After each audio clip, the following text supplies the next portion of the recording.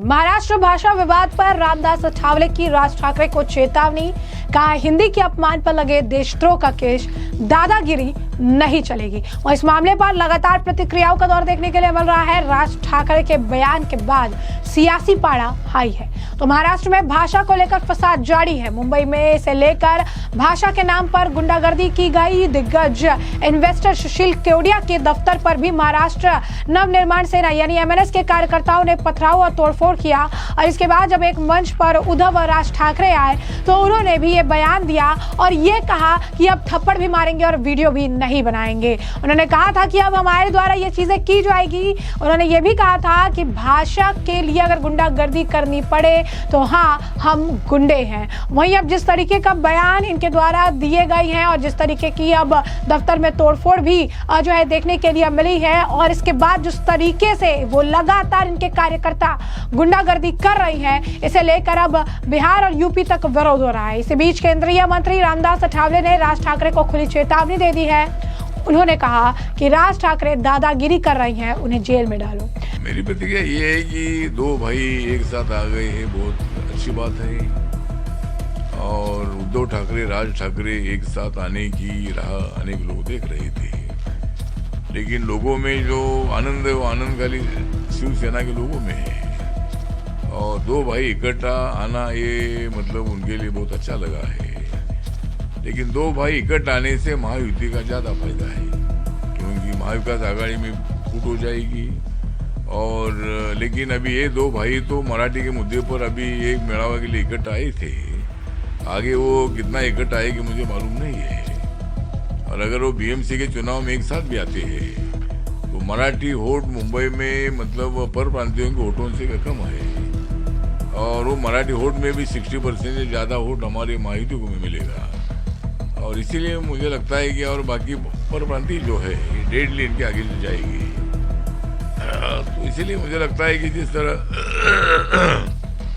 या मराठी प्रेम तो समझ सकते हैं, लेकिन हिंदी भाषा का विरोध करने की भावना ठीक नहीं है। या मराठी बोलना ही चाहिए, इसी से दादागिरी करना ठीक नहीं है। राज ठाकरे जी ने अपने मन सैनिकों को पता नहीं क्या हो सकता है कि भाई इसी तरह की दादागिरी करना ठीक नहीं है। और दादागिरी को दादागिरी का भी उत्तर दिया जा सकता है। दादागिरी उनको करने के लिए आती है ऐसा बिल्कुल नहीं है। लेकिन इसी तरह की भूमिका लेना ठीक नहीं है, किसकी पिटाई करना ठीक नहीं है। और देवेंद्र फडणवीस सरकार को मेरा निवेदन है कि इसी तरह की जो लोग मनसे के जो कार्यकर्ता है, जो कार्यकर्ता खुद वीडियो निकालते हैं फिर वो पूरा पब्लिश करते हैं कि हमने कैसा मारा है, थप्पड़ मारा है, वो थप्पड़ मारेंगे तो दूसरा दो थप्पड़ मार सकता है। और इसीलिए मुझे लगता है कि इसी तरह की भूमिका लेना ठीक नहीं है। मराठी आनी चाहिए, ये समझाने की बात हम समझ सकते हैं, मराठी पढ़ाने की बात भी हम समझ सकते हैं, लेकिन ऐसी दादागिरी का हमारा कड़ा विरोध है। और सरकार ने, देवेंद्र फडणवीस सरकार ने इनके ऊपर एक्शन लेनी चाहिए और उनको जो सजा है ये सजा ऐसे लोगों को मिलनी चाहिए। राज ठाकरे को थप्पड़ का जवाब थप्पड़ से मिलेगा। रामदास अठावले ने मांग की है कि देश में हिंदी भाषा का अपमान करने वालों पर राजद्रोह का केस लगना चाहिए। क्या कहा एग्जैक्टली अठावले जी ने, तो समझिए। उन्होंने कहा कि ये दादागिरी महाराष्ट्र में नहीं चलेगी, महाराष्ट्र में कानून का राज चलेगा, किसी की दादागिरी नहीं।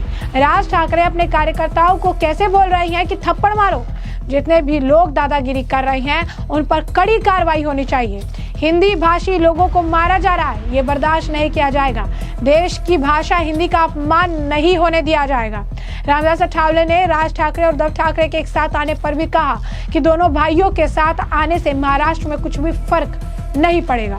दोनों भाइयों की पार्टी खत्म होने की कगार पर है और आने वाले महानगर पालिका चुनाव को देखते हुए ये दोनों साथ आए हैं। वहीं आपको बता दें कि अब इस मामले को लेकर लगातार राजनीति देखने के लिए मिल रही है। इस बीच जदयू के नेता केसी त्यागी का भी बयान सामने आया। क्या कुछ कह रहे हैं? भाषा का विवाद नगर निगम चुनाव को लेकर के है, जहां काफी लंबे समय से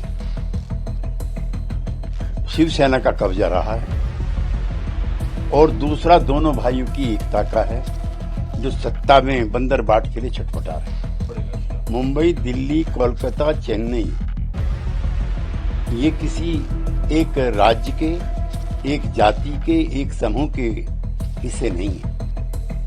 यहाँ पूरी भारतीयता और भारतवर्ष बसता है। इस तरह की छोटी मानसिकता के जरिए देश नहीं चलता। तो जैसा कि आपने सुना, उन्होंने कहा कि बिहार के लोग जितने अपमानित मुंबई और महाराष्ट्र में हुए हैं, शायद वे देश के किसी भी अन्य हिस्से में उतने भी कभी अपमानित नहीं हुए। वहां के निर्माण में बिहार के लोगों की महत्वपूर्ण भूमिका है। अगर कांग्रेस को बिहार में चुनाव लड़ना है तो कांग्रेस पार्टी को शिवसेना से अपने संबंध खत्म करने होंगे। वहीं जहां पर कांग्रेस का जिक्र कर रही हैं, तो इस मामले पर आप उदित राज का भी बयान सुनिए, क्या कुछ कह रही हैं। फिर से शिवसेना की जो शैली है वापिस आती हुई नजर आ रही है। और राज ठाकरे, उद्धव ठाकरे का मिलना तो इंडिया गठबंधन के लिए भी जरूरी है, लोकतंत्र के लिए जरूरी है। लेकिन जिस तरह से राज ठाकरे ने कल बात कहा कि कान के नीचे मारो और वीडियो न बनाओ, ये अलोकतांत्रिक है और यह मान्य नहीं है।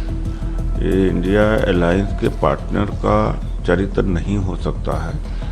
और इस तरह से तो अगर मराठी भाषी आदमी अगर दिल्ली में आए और दिल्ली की हिंदी न जानता हो तो क्या उसकी पिटाई होगी? और अगर चेन्नई में काम करने जाएगा, तमिल नहीं आएगा, तो क्या उसकी पिटाई होगी? तो ये स्वीकार्य नहीं है। और इसको मोहब्बत की दुकान जो हमारे नेता राहुल गांधी जी लेकर के चल रहे हैं, उसके विपरीत है। जैसे कि आपने सुना, उदित राज को भी राज ठाकरे का बयान जो है पसंद नहीं आया। वो कह रही हैं कि जिस भाषा का इस्तेमाल राज ठाकरे कर रहे हैं, ये बिल्कुल भी सही नहीं है, ये अलोकतांत्रिक है। इस तरीके का बयान उन्हें नहीं देना चाहिए। साथ ही साथ उन्होंने इस बात पर भी जोर दिया कि राज ठाकरे और जो है उद्धव ठाकरे का एक साथ आना तो तय ही था, इससे इंडी गठबंधन को जो है लाभ होगा। वहीं इस मामले पर प्रतिक्रिया देते हुए भाजपा नेता गौरव वल्लभ का भी बयान सामने आया, क्या कुछ कह रहे हैं वो सुनिए। देखिए, मैं इनके बारे में कोई टीका क्योंकि ये दोनों ही सिंसियर पॉलिटिशियन नहीं है, पर मैं इन दोनों को ये जरूर कहना चाहूंगा कि आप दोनों पॉलिटिकल कंपल्शन के तहत साथ आए हो। ये हिंदी मराठी के पीछे छुपना बंद करो।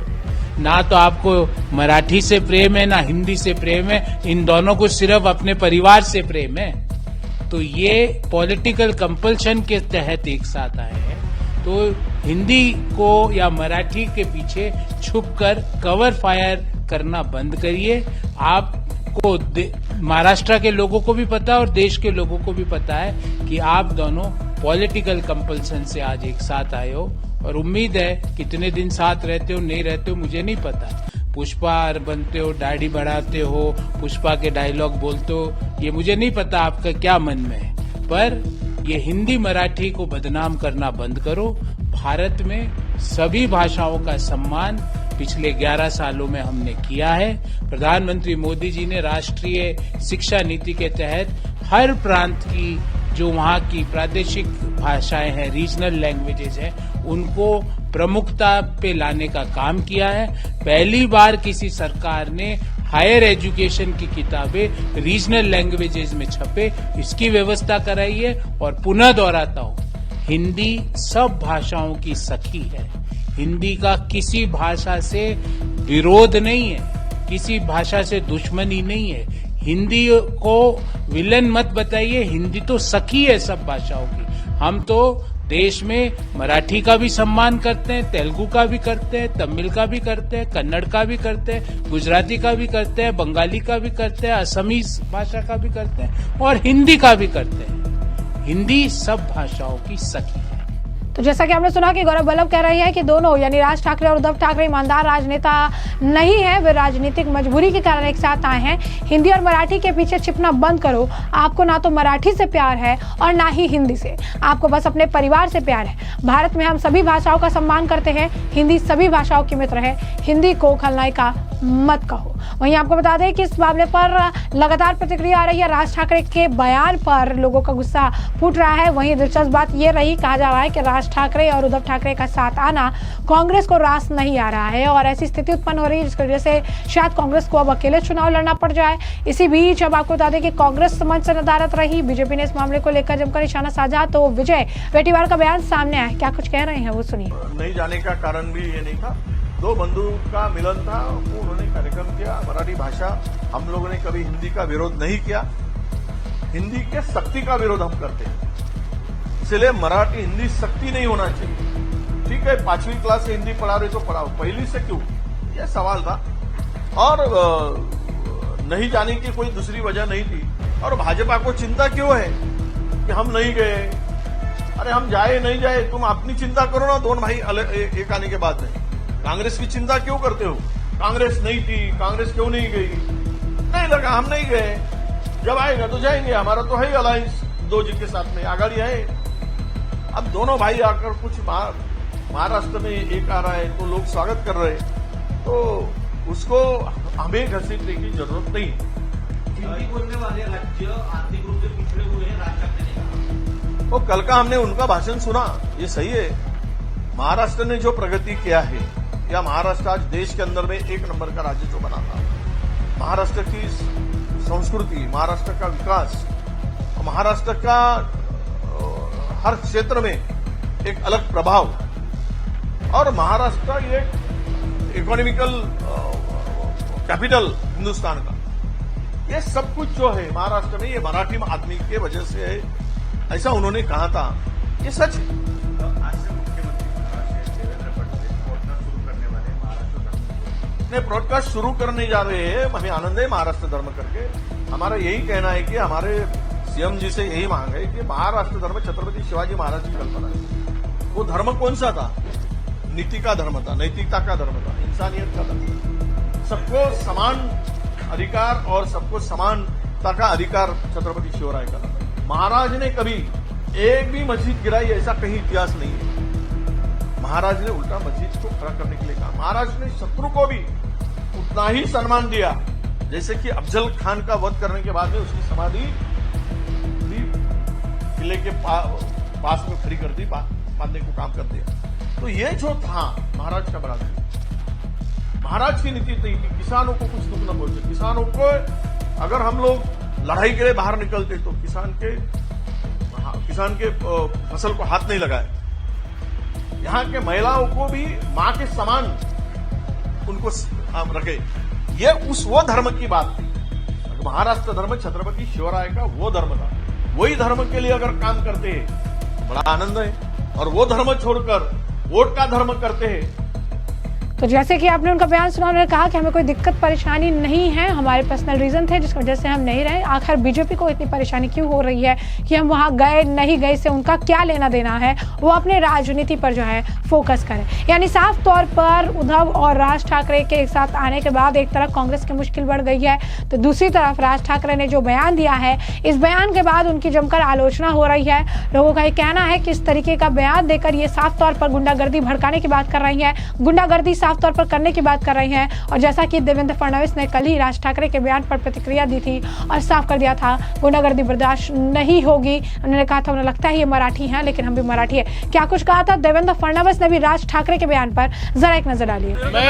मैं बहुत स्पष्ट शब्दों में बताना चाहता हूं, महाराष्ट्र में मराठी भाषा का अभिमान रखना ये कोई गलत बात नहीं है, लेकिन भाषा के चलते अगर कोई गुंडागर्दी करेगा तो इसको हम सहन नहीं करने वाले। कोई अगर भाषा के आधार पर मारपीट करेगा तो यह सहन नहीं किया जाएगा। जिस प्रकार की घटना हुई है उसके ऊपर पुलिस ने एफआईआर भी किया और कार्रवाई भी की है, और आगे भी अगर कोई इस प्रकार से भाषा का विवाद करेगा तो उसके ऊपर कानूनन कार्रवाई होगी। हमको हमारी मराठी का अभिमान है, लेकिन भारत की किसी भी भाषा के साथ इस प्रकार से अन्याय नहीं किया जा सकता, ये भी हमको ध्यान में रखना पड़ेगा। और मुझे तो कभी कभी आश्चर्य होता है कि ये लोग अंग्रेजी को गले लगाते हैं और हिंदी के ऊपर विवाद करते हैं। ये कौन सा विचार है और ये किस प्रकार की कार्रवाई है? इसलिए इस प्रकार से जो लोग ऐसा कानून हाथ में लेंगे, इनके साथ कड़ी कार्रवाई की जाएगी। देवेंद्र फडणवीस का भी बयान सुना है और तमाम बयान आपने सुने हैं, और हमने आपको जो पूरा मामला है विस्तार से बताया। और अब इस पूरे मामले पर अब आपकी भी जो राय हो, हमें कमेंट सेक्शन में कमेंट करके जरूर से जरूर साझा करिएगा। धन्यवाद।